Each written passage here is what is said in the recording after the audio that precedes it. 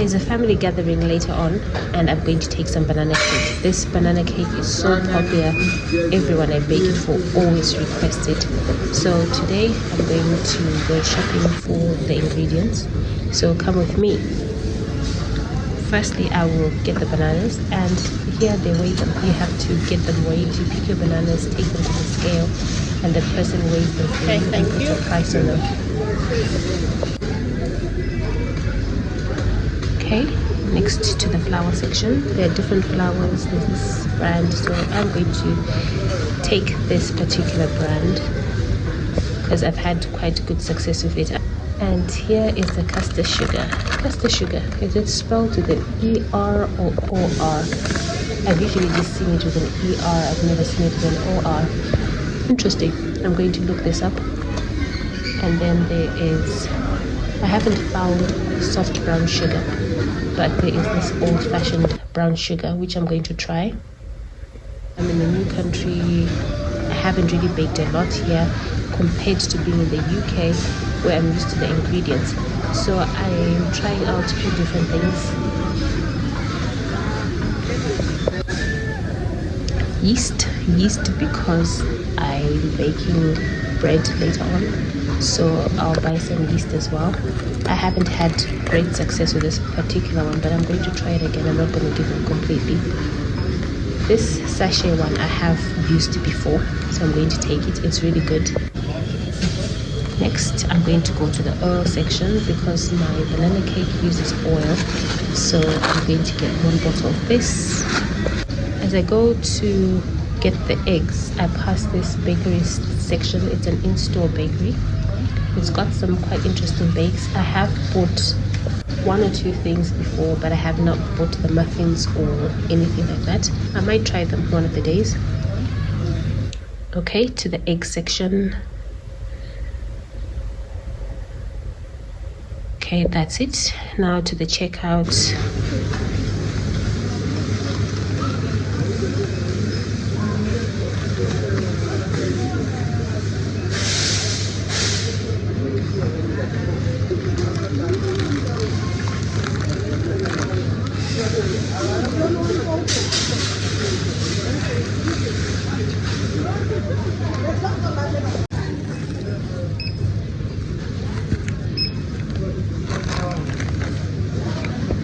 So we have these Zik prices, which is the new currency for Zimbabwe. But at the checkout, you can request USD price, which I do because I'll be paying in USD, and I also use my UK card. After checkout, you go out of the shop, you hand over your receipt to the security guard. They check to see if what's in your bag is what's on the receipt. Okay, and that's it. Okay, I have everything I need, so now time to go home and get started with baking.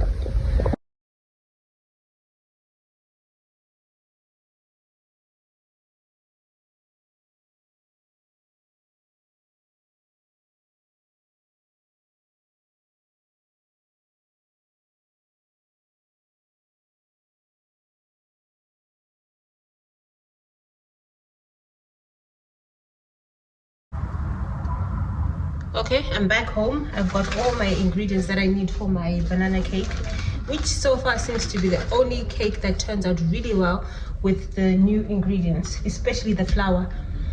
I've tried a Victoria sponge cake. It does not work, not yet anyway. I'm still going to try and figure out what is actually going wrong. So I'm just going to bake my banana cake. I'm going to bake 2 of them in my loaf tins. I'm going to bake 2 banana cakes in my loaf pans. I've got this glass loaf pan, oven friendly, of course. And I'm going to use my Nordic Way citrus loaf tin and these 2. Now I'm about to bake my banana cakes, but there are preparations that I do before I start baking. Number 1 is to grease my cake tins. You can see these are very different tins. It's got very intricate designs in it. I'll show you how to do this one, but I'll start with this one. This is a very simple one. It's just plain. So what I do is I butter and flour, or you can use margarine, to grease it.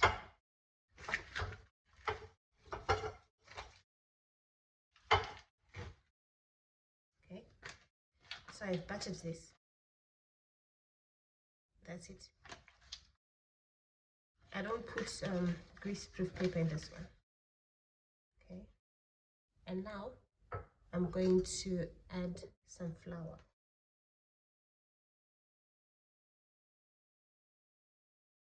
It can be plain flour, self-raising flour, whatever flour you're going to use for your recipe.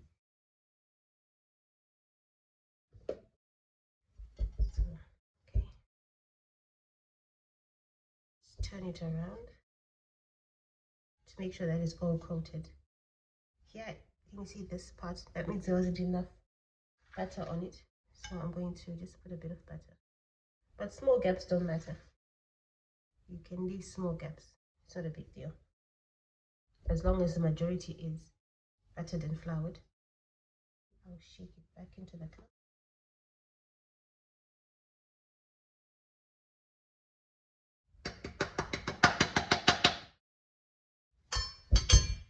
Get out any excess flour.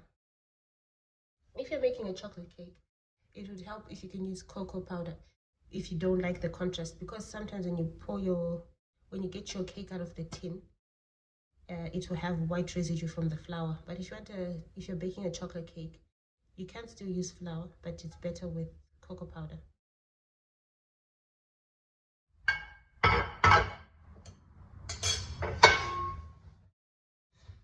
For this next cake tin, the buttering method that I used for the cake tin doesn't work properly. This has got very small grooves. So what I do is I melt some butter, which I've already done. I've melted some butter. And now I'm going to brush it into the tin. Use a pastry brush.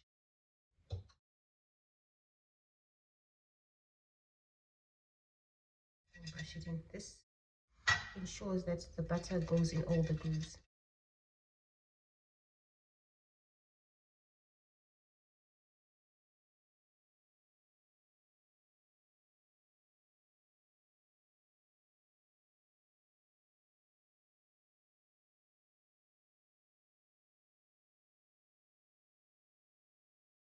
And then you also do the sides. It's very important that you do this. You have to get this right. And take your time, be very patient, because you do not want your cake being stuck in there. Imagine after all the effort of making your batter, putting in the oven, and then it gets stuck, all because you didn't batter it properly. That would be a total waste of your time and ingredients.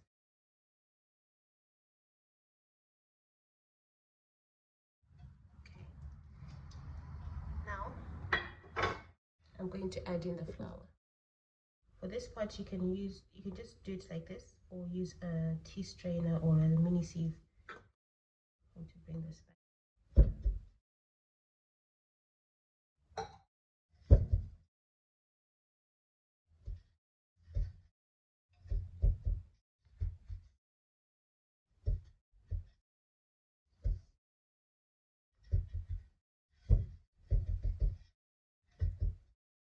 That's it. And then I shake out the excess flour back into the cup.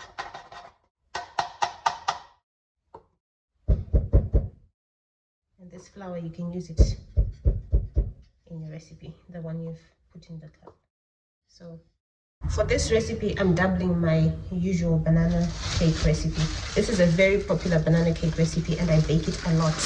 I get so many requests for it. So I usually use 2, so I'm going to use 4, of course. 4 medium to large size bananas.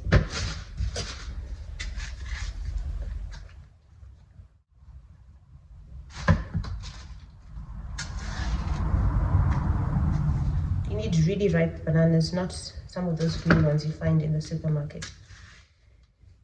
If you have bananas that have been sitting around and they're now with black spots, those are fantastic to use if you can't find them in the supermarket. And now I start to mash it. If you've got a masher, go ahead, use that, but I'm going to use a fork.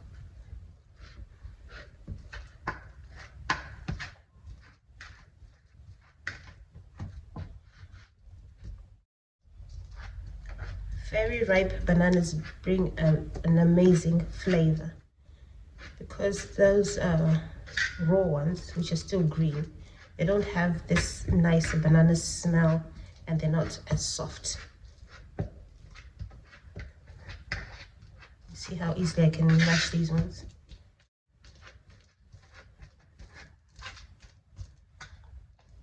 So whenever you have whenever you buy bananas and they ripen and you have so many left, even if they're soft, not just with spots, because some of them get soft and overripe, those are perfect for banana cake.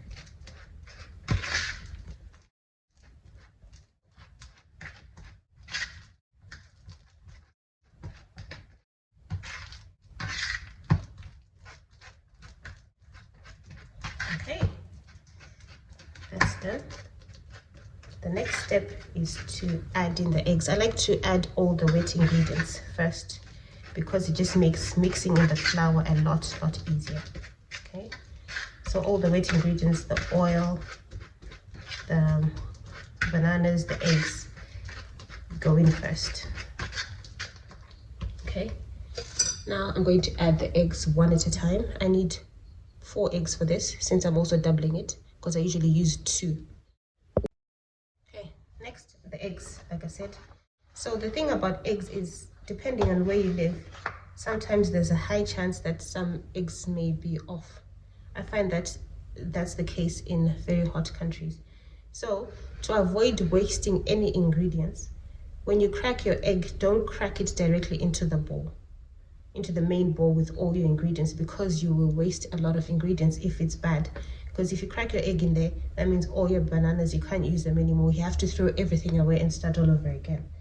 So just crack them into something else.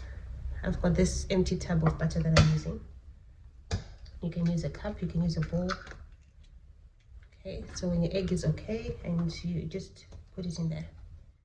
So I have 4 eggs to mix.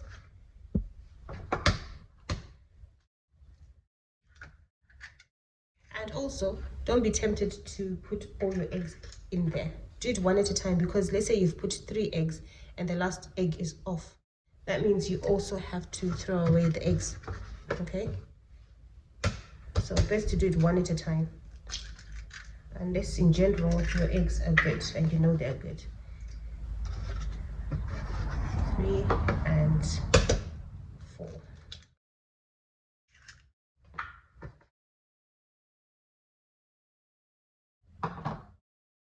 Now you can mix in.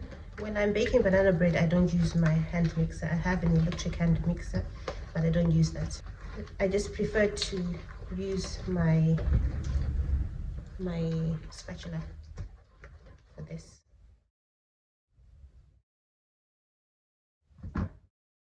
If any eggshell goes into your egg, just remove it.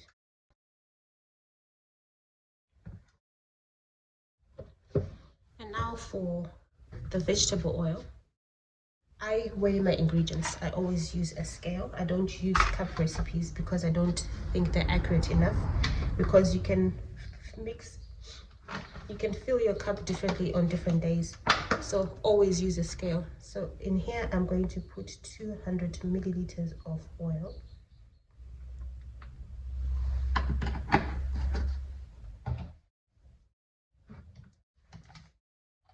Bottle's finished. I'm just getting another one.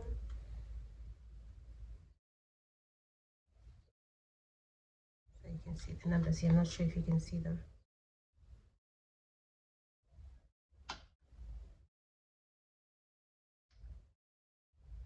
If you can't see the numbers, it's okay, because I'm adding 200 milliliters of oil. Okay. If it's just over, like mine there, mine is on 202, it's okay. We don't want a lot over. A lot over will be bad, but just a gram or 2, even up to 5, it's okay. Not a big deal. Okay. Going to mix it again.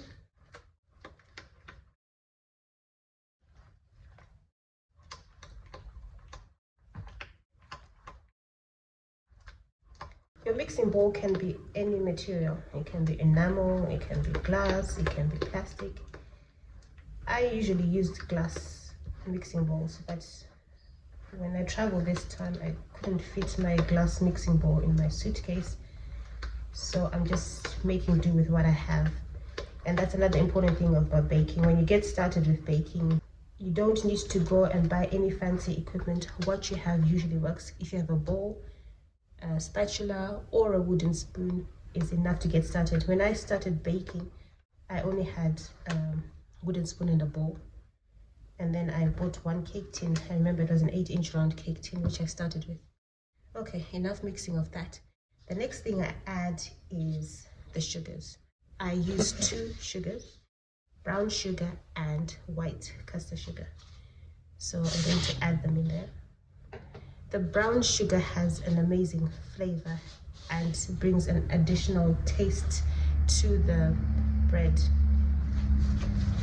So I mix that in to the banana cake. It's often referred to as banana bread. I don't know why, but yeah.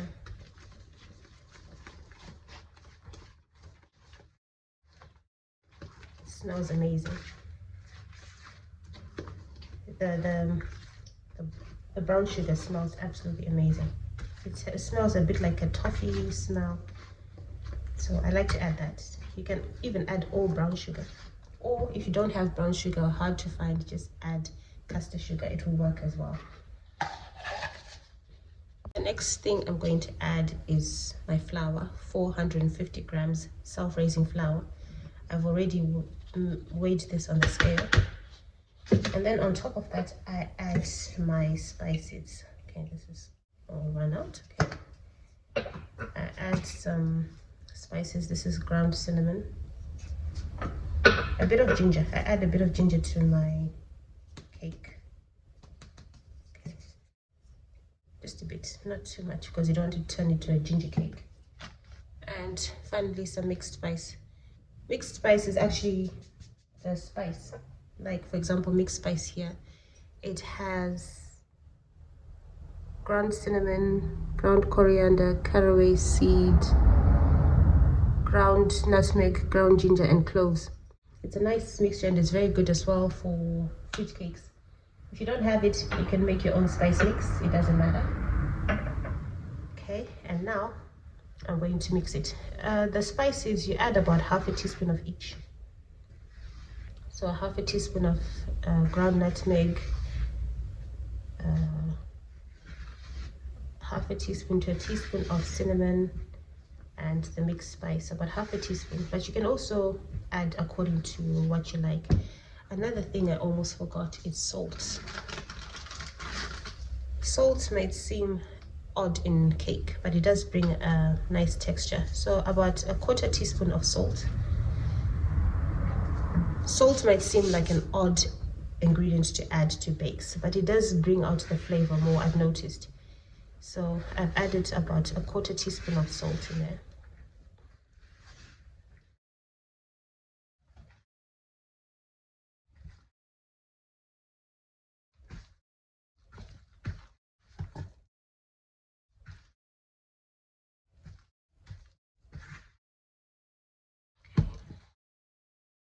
And to help loosen the mixture, it is part of the recipe, add about 4 tablespoons of milk to it.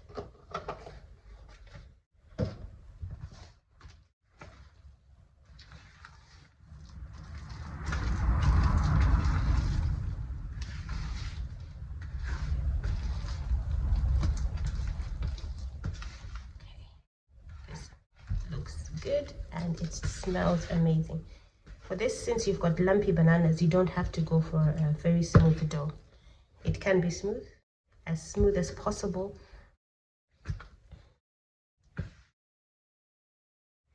But a few lumps of bananas is okay. Look at that, it's nice and smooth. Now I need to divide this mixture between my 2 cake tins. For this, I'll use a scale because I'm not sure how much goes into each. Roughly, because I think they're different sizes. They are different sizes. They look like different sizes. So I'll start putting the mixture in this one first on the scale. I'll just estimate an amount and then I'll use the other scale.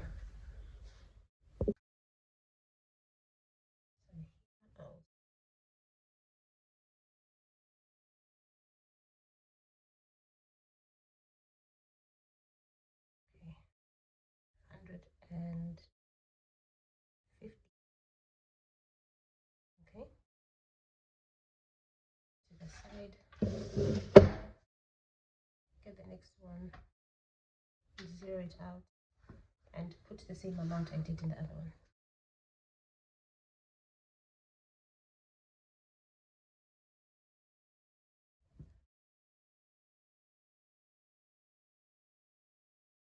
Okay. 550 in this one too.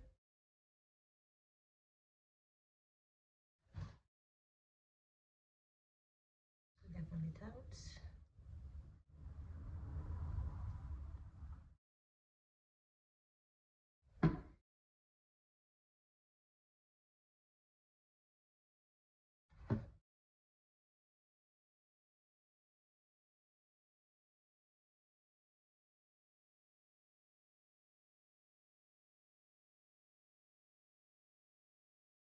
This one has gone to 730.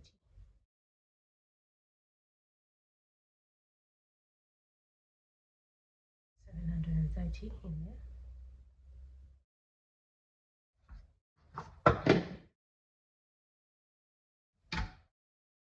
Let's see what that.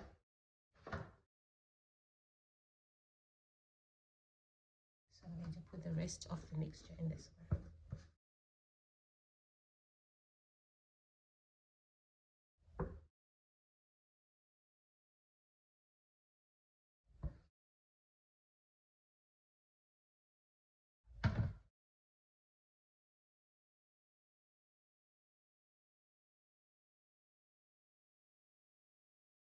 So initially I put 550 and this is now 150, taking it to 700. Yeah, which is about the right amount for this. So if you are using different size baking trays, you just put your mixture according to the amount your tray needs.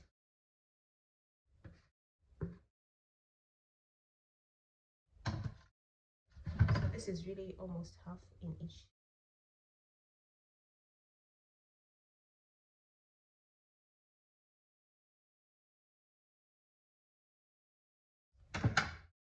Now these are ready to go in the oven. I've nearly really emptied the bowl out. So these are going to bake in the oven. You don't increase the temperature just because your ingredients are doubled. It does not mean your baking time doubles either. No, it doesn't. Okay. Another thing I'm going to do is bake some scones.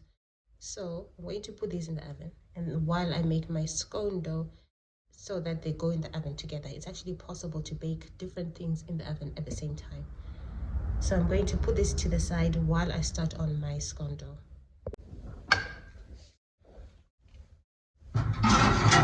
I'm putting this in the oven, but I'm not switching it on yet. I don't preheat my oven.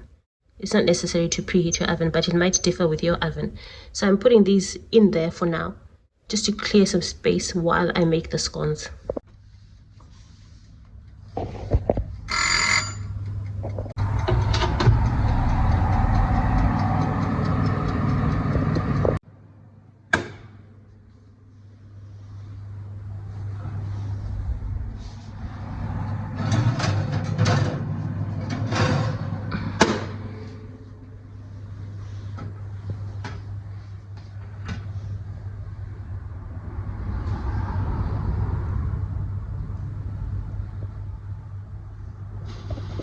I've left the cakes in the tins for about 10 minutes. Now I'm going to flip them over. Leaving them in the tray just helps them to settle. So I'm going to flip it over.